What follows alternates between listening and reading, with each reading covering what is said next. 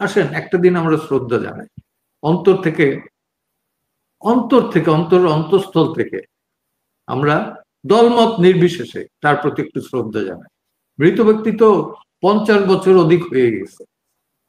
7 বছরের রাসেল আজকে বেঁচে থাকলে বয়স 57 বছর বয়সী, তাই না?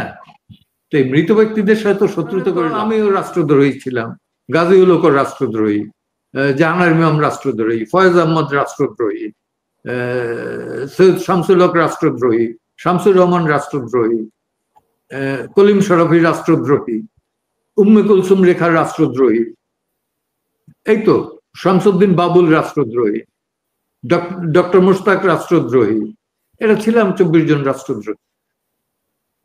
পরবর্তীতে কি হবে এটা আমি বলতে পারি না, because I am not a জ্যোতিষী। এটা জ্যোতিষ বলতে পারবে, আমি একজন আইনের ছাত্র হিসেবে বলতে পারি যে এই বেআইনি কার্যকলাপ এটা ঠিক না। এটা মানুষকে আইনের পথে না চলে বেআইনি পথে চলার দিকটা শিখাই দেয়, এবং রাষ্ট্র যদি এটা প্যাট্রোনাইজ করে তখন থামানো এটাকে খুবই মুসিবত, খুবই মুসিবত। 2 দিন পরে দেখবেন এই ছাত্ররাই বলতেছে এই অমুক উপদেশটা খারাপ, অমুক তমুক উপদেশটা খারাপ, এই সরকার খারাপ বলবে, তখন তারা শুনতে পারবেন। কিন্তু এখন যদি নির্বাচন হয়, যদি কোনো কারণে নির্বাচন হয়ে যায়, অনেকে সন্দেহ করছে যে নির্বাচন হবে না, তাহলে তো জামাত ইসলাম মানে বিরোধী দল হওয়ার একটা সম্ভাবনা আছে। তো সেই ক্ষেত্রে নির্বাচন না হইলে বড় তাও হইতে পারবেন আপনি, টেক ইট অ্যাজ গ্যারান্টি।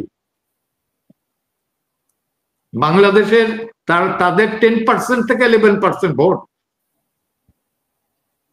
এবং বিএনপি যদি শক্ত হবে নামে ওইটা 5% না 3% নেমে আসতে পারে। তাহলে সেখানে কি আওয়ামী লীগ জায়গা করে নিতে পারে বলে, মানে আওয়ামী লীগ তো দল হিসেবে তাদের পারমিশনই পাচ্ছে না। হ্যাঁ, তাহলে কি হবে? মানে এখানে তো বহু দল আছে, জাতীয় পার্টি আছে, বাসদ আছে, জাসদ আছে না,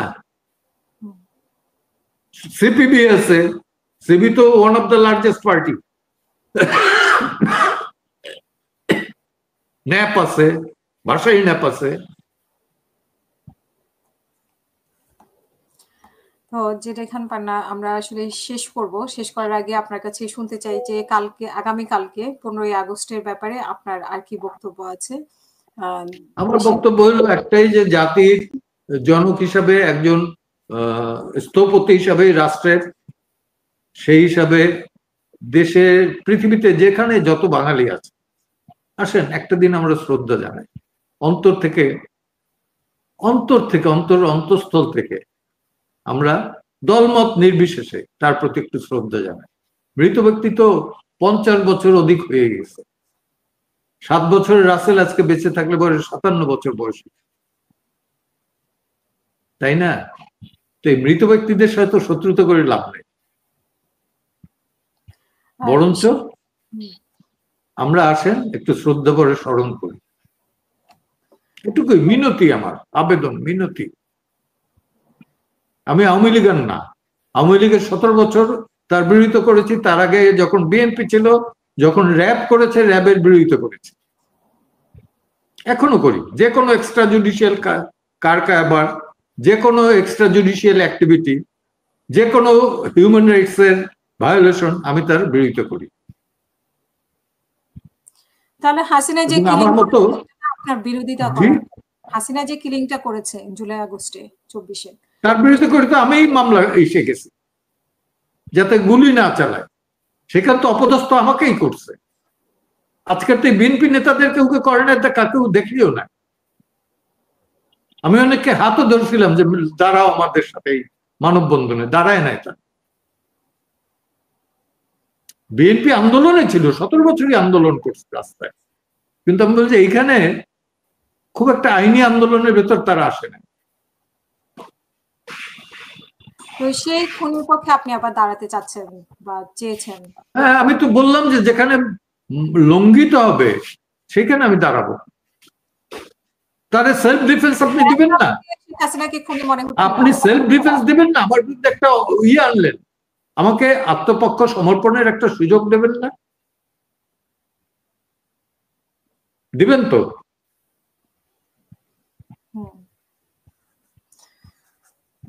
মানে সেই যুক্তি থেকে সেই জন্যই। এবং আমি অলওয়েজ নিপীড়িতের পক্ষে, যেখানে যে দুর্বল তার পক্ষে আছি। আমি নিজেও দুর্বল সেই কারণে, এবং দীর্ঘকাল জেলে ছিলাম, পাকিস্তান আমলে ছিলাম, তারপরে বাংলাদেশ হওয়ার পরে 27 মাসের মতো ছিলাম। তারপর 92-তে গণ আদালত করতে গিয়া ওয়ারেন্ট হইলো, ইস্যু হইলো, জাহানার ইমাম সহ, সেখানেও জেল খাটি নাই, কিন্তু কিছুদিন ছিলাম। তো এই ব্যারিস্টার সৈয়দ ইশতিয়াক আহমেদ সর্বশেষ সময় এই মামলাটা হোম থেকে আইন মন্ত্রণালয় থেকে উইথড্র করে নেন। তাহলে তো আমিও রাষ্ট্রদ্রোহী ছিলাম, গাজীউল হক রাষ্ট্রদ্রোহী, জাহানার ইমাম রাষ্ট্রদ্রোহী, ফয়েজ আহমদ রাষ্ট্রদ্রোহী, সৈয়দ শামসুল হক রাষ্ট্রদ্রোহী, শামসুর রহমান রাষ্ট্রদ্রোহী, কলিম শরফি রাষ্ট্রদ্রোহী, উম্মে কুলসুম রেখা রাষ্ট্রদ্রোহী, এই তো শামসুদ্দিন বাবুল রাষ্ট্রদ্রোহী, ডক্টর মুশতাক রাষ্ট্রদ্রোহী। এটা ছিলাম 24 জন রাষ্ট্রদ্রোহী। তো বিভিন্ন সময় বিভিন্ন ঝামেলায় পড়ছি, সেটা বিষয় না। বিষয়টা হচ্ছে যে আমি চিন্তা করি যে আমার কর্তব্য যেটা করে যাব, স্বীকৃতির আমার দরকার নেই।